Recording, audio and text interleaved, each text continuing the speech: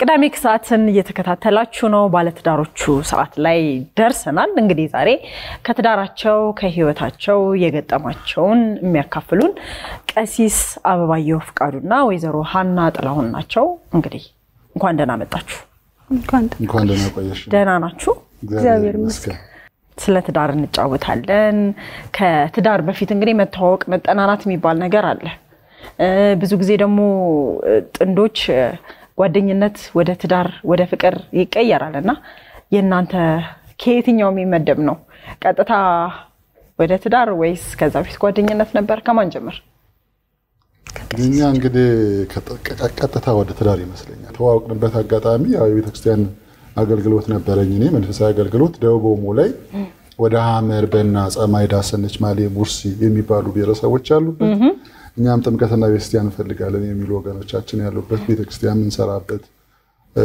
ኮሚቴ ነበርና በዛ ጉዞ ላይ ወደ ሐመር ስንሄድ ጉዞ ረጅም ጉዞ ነበር የስምንት ቀን ጉዞ ነበርና የስምንት ቀን እዛ ጉዞ ላይ እንግዲህ ለኔ ብሎ አመጣት መሰለኝ እሷም ለመጀመሪያ ጊዜ ከቤት ስትወጣና ስታድር አንድ ቀን አድሬ ያላቀም አለች ውጪ የመጀመሪያው ጉዞ 8 ቀን ከቤት ወጣ የተጓዘችበት ነው እዛ አጋጣሚ ተገናኘን ነው የመጀመሪያው ጉዞሽ የትዳር አጋርሽን የምታገኝበት አጋጣሚ ሆነልሽ በጣም ፈተና የነበረበት ጉዞ ነበር ያው እኔ ለቤተሰብ አንድ ነኝ ማለት ሴት ማለት ነው እና በጣም ስስትም አላቸው እንደዚህ ወጥቼም አይደለም ይሄን ሁሉ ቀን ማምሸት ራሱ በጣም ከባድ ነው እና በመምህር ነበርኩኝ ምሰራበት መስሪያ ቤት እነሱ ኮሚቴ ላይ ምሰራ አንድ ሴት ነበረች እና እሷ እንደዚህ አይነት ጉዞ አለ ብላ ጋበዘችኝ ማለት ነው እና ቤት አማከርኳቸው በቃ በፍጹም ነው ያሉት አትወጭ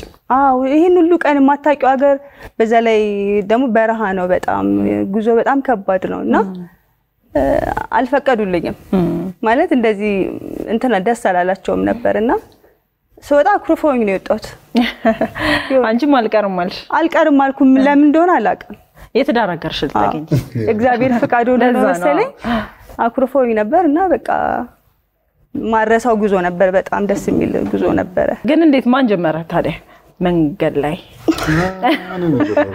እሺ እርግጥ ከራሴ ያልነበረ ብዙ ወንድሞችሽ እህቶችሽ በዙሪያሽ ያሉ ሰዎች ስላንቺ በጎ የሚያስቡ አግቢ የሚሉሽ አሉ አይደልና በድቁና ነበርኩና ማግባት አለበት የሚሉኝ መንፈሳዊ ወንድሞች አሉና ቀደም የጋበዘቻት እቴ የሷ ጓደኛ ማለት ነው በጣም ስምት ከሚጨቀጨቁኝ ሰዎች አንዱ ስለነበረች ሃና ለዲያቆን አበባየሁ ሆናለች አለች እና ሌሎች ጓደኞች ይነግራል እነሱ ለካ መክረው ምናምን ጨርሰው የተመለስን ያለበት ወቅት ነው ያንን ያሉትና በጣም ተቆጣዋቸው እዛ ብዙ ሆኖ ተሰብስበው ነው ለምንድን ነው መንፈሳዊ ጉዞ ነው ክርስቲያን የመጣው ለምን ነው ነገር የምታወሩት ምናምን እነሱ በወቅቱ ተቆጣውና ግን በኋላ ልቤ ይዛ ቀረ ምን አይነት ማናት በየ ማየት ጀመርኩ ማለት ነው በጣም ቀጭናት ከዚህ በላይ ቀጭን ነው ወይ አሁን ቀጭናት በጣም ቀጭን እና መኪና ላይ ራሱ ጉራን ሰብሰብ አድርጋ ነው የምትቀመጠው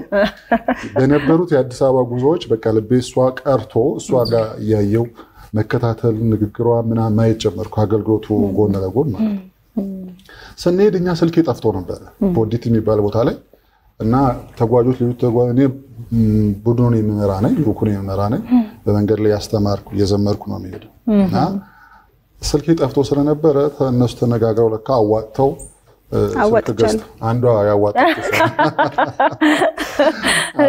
ስልክ የሚገዛበት በር ተይዟል ስንመጣ ግን ስንወርድ ስልክ ስላልነበረ ስልኳን መውሰድ አልቻልኩም ስልኬን ያዢ ሃና አብያት ስልኬን ሰጠዋት ማለት ነው ከዛ በኋላ ስልክ ከያዝኩ በኋላ በጣም ጠበቅኩ ስልኳን አንተ ታውቀው እኔ አላውቀውም አልወሰድኩም ስልክ የለኝም እንዳልኩሽ እሷ ጋር ነው ያለው እሷ ጋር ያለው ሰጠዋት ስልኬን ግን በጣም ጠበቅኩ አንድ ሳምንት ጠበቅኩ 15 ቀን ጠበቅኩ ስልኳን አልደውልም በኋላ እጄ ከተጓዦቹ እንትን ውስጥ አውጥቼ አገኘሁት ደወልኩላት ማለት ነው እና ሃና ሳደው ይደው ያለው ልጅ ተጠፋፋ ምናምን አልቆጣኝ ስራ በስቶ አለችኝ እሺ ደውይ ብዬ አሁንም ሁለተኛ ጊዜ ማልደወለች አለመደወሏ ደግሞ የውስጤን እንትን ጨመረው ማለት ነው እዛ ደወልኩ ተገናኘን ማለት ነው ተገናኝተን ማውራት ጀመረን በዛ ነው የቀጠለው እንግዲህ ከዛ በኋላ ወደ ትዳር ተቀየረ ወደ ትዳር እንዴት ነው ስለ ትዳር ያለሽ አመለካከት ምን ታስቢያለሽ ህይወትሽ እንዴት ነው ስራሽ እያለን ያው ወደ ትዳር ቀየር ነው ማለት ነው ትዳር ውስጥ እንግዲህ 1 አመት ያህል የትውውቅ ጊዜ ከወሰዳችሁ በኋላ ነው ወደ ትዳር የገባችሁትና ትዳር መቼስ በጣም የተለየ ተቋም ይመስለኛል ከትዳር በፊት የምታውቂውን ሰው ምናልባት ቀን ብቻ ሊሆን ይችላል የምታውቂው ትዳር ግን አብረሽ የምትይበት የምታድሪበት የምትኖሪበት ነው እና ትዳርን እንዴት አገኘሽው ከዛ በኋላ ያው እንዳልኩሽ ከትዳር በፊት ያን ያህል የእንትኑን ጊዜ አላረዘም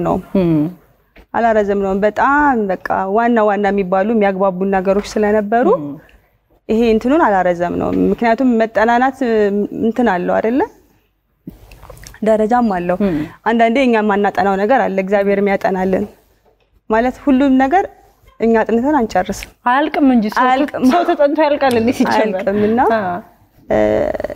ለእግዚአብሔር ነው ብዙ ነገር የሰጠውትና ለዛም ስለሆነ በጣም ጥሩ ነገር ነው ያገኘሁት ከትዳር በኋላ እግዚአብሔር ይመስገን ትክክል ነበር ማለት ነው ያው ጉዞ ትክክል ነበር በቃ ትክክል ሲሆን ቀላል ነው ይባላል አንዳንድ ነገሮች እንግዲህ በትዳር ስንት አመት ቆያችሁ ማለት ነው አሁን 10ኛ ዓመታችን 10 ዓመታችን በቆያችሁበት 10 ዓመታት ውስጥ በትዳራችሁ የተፈተናችሁበት አለ እንዳልኩሽ ከዛ በኋላ እኛ ከወሰንን በኋላ ያ በዛ ኮሚቴ ውስጥ ያን ኮሚቴ ያቋቋሙት ብፁዕ አቡነ ዕንባቆም አሁን ኢየሩሳሌም ሊቀጳጳስ ናቸው እሳቸው ናቸው ዶክተር አጉል በስርዓተ ተክሊል ጋብቻችንን ፈጸምን ከዛ በኋላ ግን የኛ ምናልባት ሌላው ትምህርት ይሆናል ብዬ ማስበው ነገር ልጅ ሳንወልድ 7 ዓመት ነው የቆየነው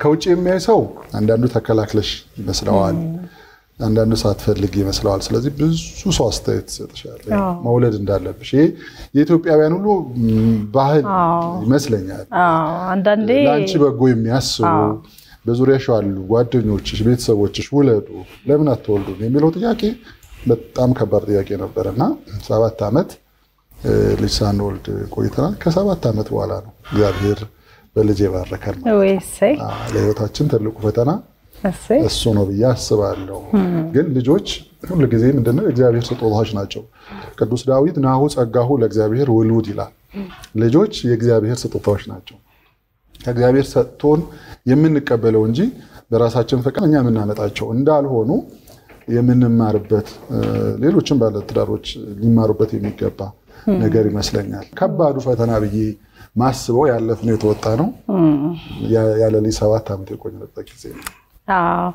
እንግዲህ ባንድም ሆነ በሌላ እነዚህ ጥያቄዎች በጣም ከምንወዳቸው ያስቡልናል ብለን ከምናስባቸው ሰዎች በተለያዩ መንገዶች ጥያቄዎች ወደኛ ይመጣል ሁላችንም ጋር አለ እንደዚህ አይነት ነገርና 7 ዓመት እንግዲህ ለሰው ብዙ ሊመስል ይችላል እናንተ ያሳለፋችሁት እናንተ ናችሁ የምታውቁት ግን በዚህ መሃል አንቺ ጋር የሚመጡት ጥያቄዎች ምን አይነት ጫና ይፈጥሩብሽ ነበር ከባድ ነው እንደውም እኛ በጣም ያው ያለን ነገር በቤተክርስቲያንም ስለሆነ የተጋባ ነው ብዙም ጠጋ ስላለን ፈተናው ያን ያህል አልከበደን ግን ብዙ ነው በጣም የሚመጡት ጥያቄዎች በጣም ብዙ ናቸው መመለስ እስኪያቅትሽ ድረስ ማለት ነው እና ያው እንዳመጣጡ ተመልሸዋለሽ አንዳንዴ ቀጭንም ስለሆንኩ እንዳትወፍሪ ነው አይደል ነው የሚሉ ሰዎች አሉ ላለመወፈር ነው አይደል ማትልጁ ትምርትም ላይም ነበርኩኝ ትምርትሽን እስክጨርሺ ነው ብቻ ብዙ የሚነሱ ጥያቄዎች አሉና እንደውም ትምርቴን እንደጨረስኩኝ እኔ ጨንቆኝ ነበር ለምን ብዙ ጊዜ እምለው የነበረው እየተማርኩ ስለሆነ እኮ ነው እምለው ምክንያቱም አቋለው ውስጥ ያለውን ነገር አቋለው እኔና እግዚአብሔር እናቋለን ግን ለሰው መመለስ የነበረው ትምርት አሁን አልቋል ይሉኛል አሁን ሊያልቅ ነው አይደለም ምናምን ይሉኛልና በቃ ቤተክርስቲያን እጂ እግዚአብሔርን መልስ አዘጋጅልኝ አልኩት በቃ ምክንያቱም ከኔ የሚሆን አይደለማ ከኔ የሚሆን ስላልሆነ ከእግዚአብሔር የሚገኝ ነገር ነው ይሄና አምላክ ይሄ በቃ አሁን ደግሞ ትምርቴን ስጨርስ ማለት ነው አምላክ ይሄ መልስ የሚሆን ነገር አዘጋጅ ይሄን ሀል ድረስ ነበር እንትኑ የነበረው ጫና የነበረው ግን ያው እግዚአብሔር አያልቅበትም ብዙ ሰዎች ዝግጁ ባልሆኑበት ሁኔታዎች ውስጥ ወደ ትዳር እንዲገቡ ሲገደዱ እንሰማለን አግቡ አግቢ በሚል አትወልዱም እንዴ አትደግሚም እንዴ ደግሞ እኮ አለ ድገሚ እንጂ ሴት አምጪ ወንድ አምጪ ይሄ ከኛ ምናመጣቸው ይመስል ሰዎች ያዙናል ደግሞ በጣም ይወዱን የሚያስቡን ሰዎች ናቸው እንደዛ የሚሉና እንዳልሽው እግዚአብሔር ነው መልስ የሚያዘጋጀው እስኪ ስለ ልጃችሁ ደግሞ እንጫወት ከ7 ዓመት በኋላ ልጅ አገኛችሁ እንኳን ደስ ያላችሁ አሜን እናመሰግናለን ሴት ልጅ ናት አምነን ነው ስሟ አምነን ያው አምነን በእምነት ተቀበልናት ሳትወለድ ነው ያወጣንላት እግዚአብሔር በእምነት የምታገኘው ነው ሁሉ ነገር እግዚአብሔርን አምነሽ ተስፋሽ እግዚአብሔር ነው በነገሮች ሁሉ በትዳርሽ ቅድም እንዳለችሽ ከሁሉ በላይ ሳላገኛት ስናወራ የወደድኩላት አስተሳሰቧ ሜንታሊቲዋ አመለካከቷ እግዚአብሔርን ተስፋ ማድረግ ያጣሽውን ነገር ሁሉ በመታገኙ በእግዚአብሔር ነው ስለዚህ ስሟን ያልናት አምነን ነው እግዚአብሔርን አምነን ከእግዚአብሔር ተቀበልናት ማለት ነው ከዛ ወዲያ ድባቡ ግን እንዲህ በቃላት ለመግለጽ በእውነት ተቸግራል ልጅ ቆይቶ ጣዕሙ ሌላ እንዲሆን የሚያደርገው አንዱ እሱ ነገር ይመስለኛል ምናልባት አጥተው የሚዘገይባቸው ሰዎች በመጽሐፍ ቅዱስ መካኖች ተብሎ የተጠቀለሉ ከ7 በላይ ሴቶች አሉ ግን መካኖች ተባሉ እንጂ መካን ሆኖ ሞቱ የሚላት አንዷን ብቻ ነው እሷን በመርገም ምክንያት ይላል ሜልኮል የዳዊት ሚስት ተረግማ ስለነበረ ሌሎቹ መካን ተብለው ቆይተው ግን ወልደዋል ስለዚህ ልጅ ሳይወልዱ የሚዘገዩ ሰዎች እግዚአብሔር ምናልባት በልጅ ውስጥ ያለውን ጣዕም ሊጨምርላቸው ሊሆን ይችላልና በዛም ጸንተው መቆየት እንዳለባቸው ይሰማኝና አሁን እሷ ከመጣች በኋላ በቤታችን እግዚአብሔርን ያየንባት ሌላ እግዚአብሔርን ሌላ መለኮታዊ ስራ ያየንባት ልጅ ናት በራሱ በማህፀን ልጅን ቋጥሮ እግዚአብሔር አውጥቶ በልጅነት ደግሞ ያለው በአራስነት የሆነ ያላቸው ንግግሯ ድርጊቷ ምናምን የተለየ ነገር እኮ በቃላት መግለጽ በቃላት የሚገለጽ መላእክን በቤትሽ አብሮ እንደማስተኛት ያለ ነገር ነው ተፈጥሯቸው እንደ መላእክት ነው ለጻናትና ብቻ ይለያል በቃ ንግግሯ አካሄዷ ተግባሯ ድርጊቷ 3 ዓመት ሆኗታል በዚህ ሁሉ ውስጥ እግዚአብሔርን እንድናመሰግን እግዚአብሔርን እንድናይባት የሆነች ናትና በጣም በተለይ ደግሞ ሴት ልጅ የመጀመሪያ ሴት ልጅ ስትሆን እኔ ያኒም ቤተሰቦች ያሳዝኑኛል ለምንድን ነው ያሳዝኑኝ መሰለሽ የመጀመሪያ ልጅ ናት ሴት ብቸኛ ናት ሌሎቹ ወንዶች ናቸውና ወሰድኩባቸው ነው የሚባለው ማለት በጣም ነው የሚወዷትም በቤተሰብ በጣም ተወዳጅ በጣም ተመርቃ ለታናናሾቿ ዋጋ ከፍላ የመጣችም ስለሆነ ታውቃለች ያንዳንዱ ነገርና ሴት ልጅ ደግሞ ስትሆን ብዙ በረከት አላት እሷ ከመጣች በኋላ ደግሞ ብዙ በረከቶች መጥተዋል ወደ ቤታችን ወደ ቤታችን ማለት አልተሳሰዳችሁም ማለት አንዳንዴ በትዳር ላይ ልጆች ሲመጡ ባልም በልጆች ይወሰዳል ሚስትም በልጆች ትወሰድና ባልና ሚስት የራሳቸውን ነገር አንዳንዴ ሲቀንስ ሳይሆን እንዴት ነው ወደ እነሱ የማድላት ነገር እሱ የለም እንትን ይኖረዋል የተወሰነ ነገር ይኖረዋል ግን እንደዚህ ጨርሶ የማድላቱ ነገር የለም ያው የሚገባትን እንክብካቤ ፍቅር እንሰጣታለን ግን የኛም ጊዜ እንደተጠበቀ ነው በቤታችሁ የተለየ ህግ ወይም ደግሞ የራሳችሁ ጊዜን አላችሁ ማለት አንዳንዴ ለራስ ጊዜ መውሰድ ከራስ ጋር ስብሰባ ማድረግ አለ ከልጅ የተወሰደ ለራስ የሚወሰድ ጊዜ እንደዚህ አይነት የራሳችሁ ጊዜ ምናልባት ወጣችሁ መታሳልፉት ሊሆን ይችላል የራሳችሁ ጊዜ አለ ይኖራል አይጠፋም ያው ግን ያው ጊዜው እንደምታውቂው ሩጫ ነው በተለይ ቀሲስ በጣም ብዙ አገልግሎት አለ ስራዎች አሉ በጣም ውጥርጥር ያለ እንትን ነው የሚመራውና በተቻለ መጠን ግን ጊዜ ለመስጠት ይሞክራል ለትዳር በጣም እንደው መሰረቱ ምንድነው አሁን ሰዎች ፍቅር እያላቸው ሲለያዩ እናያለን ትግስት ማጣት ችግር ሆኖ እናያለን ብዙ ነገሮች ግን እንደው መሰረቱ ቀሲስ እንደው እዚህ ላይ መሰረቱ በዋናነት ፍቅር ነው ፍቅር ማለት እኔ ለሷ ያለኝ በጊዜ ብዛት የማይቀዘቀዝ መሆን መቻል አለበት መንፈሳዊ መሆኑ በጣም የሚጠቅመው እሱ ነው በእኛ ቤተክርስቲያን በታምረ ማርያም መጽሐፍ ለሚላል መሰለሽ ማንም ከናንተ መካከል ሚስት ያለችው ቢኖር እንደ አይኑ ብሌን ይጠብቃት እግዚአብሔር ያስጠበቀው አደራ ናትና ይላል ምን ያህል ከባድ እንደሆነ ይተሻዋል አደራ ከእግዚአብሔር የተሰጠች ለኔ አደራዬ ናት። ያደራ ደግሞ ተብለሽ አንቺ የምትሰጪው ከዘመድ ከጓደኛ ከቅርብ ሰው አደራ ተብሎ የተቀመጠ ነገር በቤትሽ ወይ ከልጆችሽ የምትሰውሪው ምናምን ይሄ አደራ የምትይው ነገር ነው አይደል? ስለዚህ አደራ ስጦታዬ ናት ከእግዚአብሔር ብዬ ነው ለኔ ማስበውና ምን ስራ ቢበዛብኝ እውነቷን ነው ስራ ይበዛብኛል። እኔ በቲዮሎጂን የተመረቅኩት በቅድስት ሥላሴ ማስተርስ ተመርቄያለሁ። አገልግሎት አገለግላለሁ እንዳልኩሽ በደቡብ ኦሞ አገልግሎት አለኝ። ከዛ ወደ ደግሞ በሙያ በሳይንስና ቴክኖሎጂ ሚኒስቴር በጨረራ ኒውክሌር ዘርፍ ላይ የማማከር ስራ ሰራለሁ በግል። በተጨማሪ ደግሞ ህጻናት ማሳደጊያ ማመዛዱን ታውቂያቸው እንደሆነ የዛም ስራ አስኪያጅ ነኝ። ስታቸው የተደራረቡ ናቸው እና ማታም ገብቼ ስልክ ሊበዛ ይችላል። ምንም ቢሆን ግን ለሷ የሚሆነውን ጊዜ መክፈል አልፈልግም። እንደ ህግ ያወጣነው ነገር ምንድነው? ምናልባት ህግ ከሆነ በቤታችን ውስጥ መጥቼ በተለይ ስልክ ማህበራዊ ሶሻል ሚዲያዎች ላይ ስልክ የመነካካት ነገር እንዳይኖር እሷም እንዳትነካ ምንም እንዳትነካ ጠረጴዛ ላይ አስቀምጣችሁ ብትቀመጡ ወስነን አትሊስት ስለ ውሎዬ ስላጋጠመኝ ቻሌንጅ ምናምን አወራለሁ። እሷ ደግሞ ቀን ደብሯት ነው ያለው እንዴ አዋዋሏን እንድታወራኝ ስንበላም ስትጣም ያን እንዲሆን ከዛ ወዲያ ልጅ ደሞዋለች ታምሰዋለች ቤት እንደዛ ሆኖ ያልፋል። ይሄንን ያልኩት ለምንድን ነው? ብዙ ጊዜ ሰዎች በቂ ምክንያት ሳይኖራቸው በግጭት ምክንያት በእልህ ምክንያት በኩርፊያ ምክንያት ክፍተት ሲፈጠር እናያለን። መለያየት ጋር እንኳን ባይደረስ ማለት ነውና እዚህ ላይ እንደው ለዛ ነው የእናንተን ልምድ እንድታካፍሉንም የጠየኩት ይሄን ጥያቄ። ፍቅር እያለ ሲራራቁ እናያለን። የሆነ ድልድይ በቃ እሱ መስበር የሚያቅታቸው ጥንዶች እናያለን ብዙ ጊዜ። የሁሉም የተለያየ ስለሆነ ብዬ ነው። አንድ መጥፋት የለበት በትዳር ባለትዳሮች ቤት ውስጥ ይቅርታን ማለት ትልቅ ሀብት ሊኖር የሚገባ በቃ ብዬ ማስበው ከክብር ቀጥሎ እሱ ነው። ምንም ብትበድለኝ አሁን እንዲህ እንደማወራልሽም ደግሞ ቀላል አይደለም። ትዳርን አንዳንድ ጊዜ አንዳንድ ሰዎች ምንም የሌለበት ሳይለንት አድርገው መሳል የለብንም። የተጋጨንባቸው ጊዜዎች ብዙ አሉ። ግን በዛ ውስጥ ምንድነው የምናደርገው? ይቅርታ የመጀመሪያዎቹ የትዳር አመታት ላይ የምንኳረፍባቸው ጊዜ ርዝመት ነበራቸው። አሁን እያጠሩ እየመጡ ነው። በአጭር ጊዜ ውስጥ ቶሎ ይቅር ማለት ነው። ለዚህ እሷ ትበልጠኛለች። እኔ ትንሽ ደካማነት ተሰማኛል፣ ራሴን አውቀዋለሁ። ቶሎ ቀርቤ እንዳወራ መንገድ ትከፍትልኛለች፣ እኔም ባጠፋ ማለት ነው። ከዛ ለይቅርታ እንዳንዘገይ እንሆናለን ማለት ነው።